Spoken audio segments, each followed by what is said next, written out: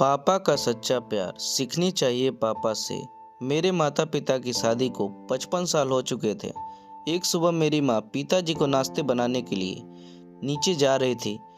उन्हें अचानक दिल का दौरा पड़ा और वह गिर पड़ी। मेरे पिताजी ने जितनी उनकी क्षमता थी सारी लगाकर उन्हें उठाया और किसी तरह कार तक लेकर गए।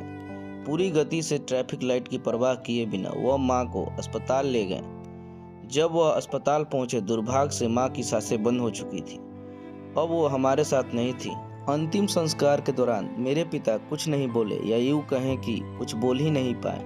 उनकी आंखें कहीं खो सी गई थी। वह मुश्किल से 2 आंसू रोए।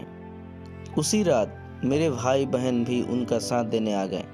दर्द और पुरानी यादों के माहौल में हमें खूबसूरत किस्से याद आ गए और उन्होंने मेरे भाई, जो धर्मशास्त्री हैं, उससे पूछा कि यह समय माँ कहाँ होगी।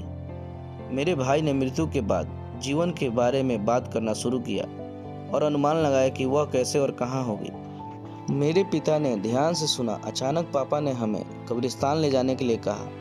पापा, हमने जवाब दिया, रात के 11 बज रहे हैं, हम अभी कब्रिस्तान नहीं जा सकते।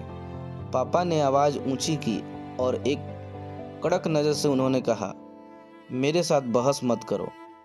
कृपया उस आदमी के साथ बहस मत करो जिसने 55 साल की अपनी पत्नी को खो दिया हो। सम्मानजनक मौन का क्षण था।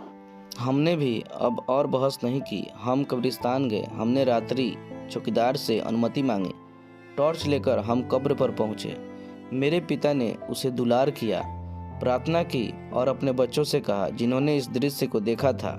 ये 55वां साल था। आप जानते हैं, कोई भी सच्चे प्यार के बारे में बात नहीं कर सकता है अगर उन्हें पता नहीं है कि एक महिला के साथ जीवन साझा करना कैसा होता है।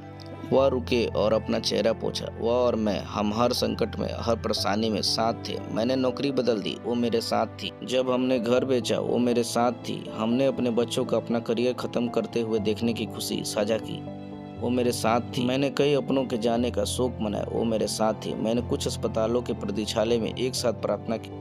हम दर्द में एक दूसरे का समर्थन करते हैं। प्रत्येक दिवाली, होली और ईद या क्रिसमस को गले मिलते और हम अपने गलतियां भुला देते और खुशियां बांट लेते। बच्चों, अब वो चली गई है और मैं खुश हूँ। क्या आप जानते हैं क्यों? क्योंकि वह मुझसे पहले चली गई। उससे मेरे जाने के बाद अकेले रह जाने की पीड़ा से नहीं गुजरना पड़ेगा। मैं उस पीड़ा से गुजरूंगा और मैं इस बात के लिए भगवान को धन्यवाद देता हूँ, क्योंकि मैं उससे इतना प्यार करता हूँ कि मैं उसे दुख सहता देख ही नहीं सकता। जब मेरे पिता ने बोलना बंद किया तो मेरे और मेरे भाइयों की आंखों से आंसू बह निकले। हमने उसे गले लगाया और उसने हमें दिलासा दिया, ठीक है, हम घर जा सकते हैं। यह एक अच्छा दिन रहा। उस रात मैं समझ गया कि सच्चा प्यार क्या होता है। यह रोमांस से बहुत दूर है। इसका मुक्तक या सेक्स के साथ बहुत कुछ लेना देना नहीं है, बल्कि एक काम से जुड़ा हुआ है, पूरक करने के लिए, देखभाल करने के लिए और सबसे बढ़कर सच्चे प्यार करने के लिए, जो वास्तव में 2 प्रतिबंध लोगों का जुड़ाव है। आपके दिलों में शांति, प्यार और रोशनी बनी रहे। आपको ये प्यार की कहानी कैसी लगी? अच्छी लगी तो लाइक करें और ऐसी बेहतरीन कहानी सुनने के लिए चैनल को सब्सक्राइब करें। कहानी सुनने के लिए सच्चे दिल से थैंक यू।